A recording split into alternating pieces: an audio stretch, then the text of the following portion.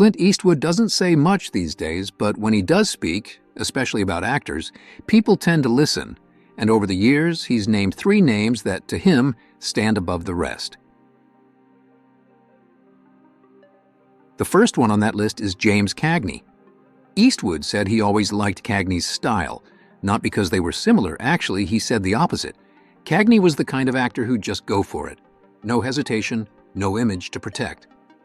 Back in the early gangster movies, Cagney did stuff that no one had ever seen, like the famous scene in Public Enemy where he just shoves a grapefruit in a woman's face at breakfast.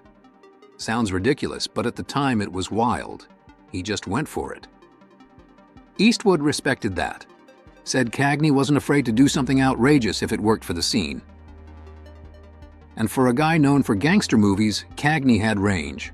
He won an Oscar for Yankee Doodle Dandy, not White Heat. That says something. He could dance, he could sing, he could punch a guy out in the street. He wasn't trying to be cool, he just was. Orson Welles once said Cagney might have been the greatest actor ever on film. Eastwood clearly agreed. But not all of his favorites were legends in lights. One of his all-time top picks was someone most people wouldn't recognize by name.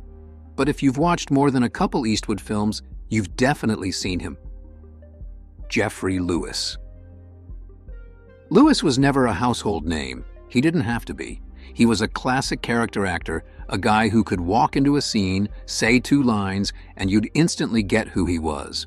He was in High Plains Drifter, Bronco Billy, Pink Cadillac, 7 films with Eastwood in total. Eastwood always liked working with him, said his face was incredibly expressive. He could do more with a look than most actors could do with a monologue. He was one of those guys who could just be a character, never flashy, never trying to steal the scene. But the crazy thing is, he barely got recognized for it. In a career that lasted over 50 years and included more than 200 credits, he got just 4 award nominations and not even major ones, just 1 Golden Globe. That's how it goes for most character actors. They hold movies together and nobody gives them credit. When Lewis died in 2015, Eastwood called him a wonderful actor and said working with him was always fun. You could tell he meant it. And then there's Jimmy Stewart. Now, most people think of Stewart as the guy from It's a Wonderful Life. Mr. Smith, all-American, decent, friendly, but that's actually not what impressed Eastwood.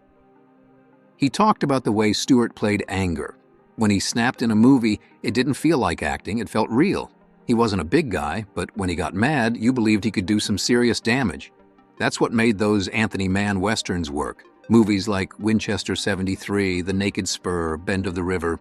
Stewart wasn't just the good guy, he could get mean, and Eastwood thought Stewart did that better than John Wayne, better than Gary Cooper, better than anyone from that era.